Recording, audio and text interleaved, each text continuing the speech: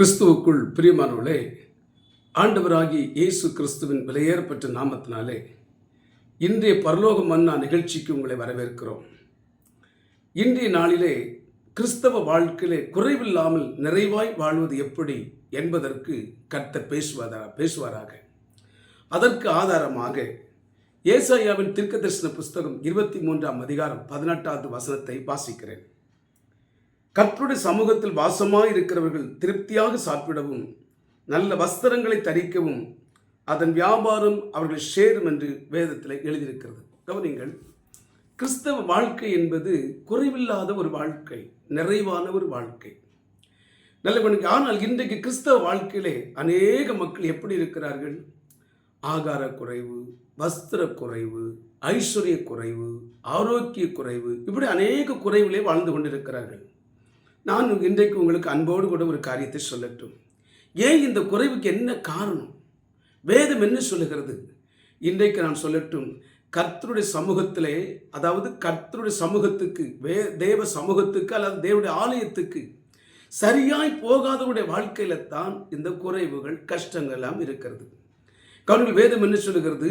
ஏன் தேவனுடைய ஆலயத்துக்கு போகிறோம்? Why do you go to the church? அங்கே ஏன் போகணும்? பைபிள் சொல்லுகிறது, அங்கே தேவன் இருக்கிறார். தேவனுடைய பிரசன்னம் அங்கே வாசம் செய்கிறது. நம்மை ஆசீர்வதிக்கக்கூடிய தேவ பிரசன்னம், தேவனுடைய பிரசன்னத்தினுடைய வல்லமை அங்கே இருக்கிறது. அது மட்டுமல்ல, நம்மை ஆசீர்வதிக்கக்கூடிய தேவனுடைய உதடுகளிலிருந்து புறப்பட்டு வருகிற அருள்மொழிகள் அங்கே வெளிப்படுகிறது. ஆகவே நாம் தேவ சமூகத்துக்கு போகும் பொழுது அவரை பாடுகிறோம், துதிக்கிறோம், ஆராதிக்கிறோம், இன்னும் அவருடைய நாமத்தை தொழுது கொள்கிறோம்.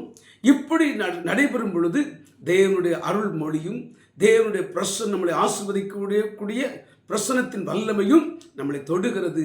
இது நிமித்தமாய் ஆறுதல் அடைகிறோம், சுகம் அடைகிறோம், ஆசீர்வதிக்கப்படுகிறோம்.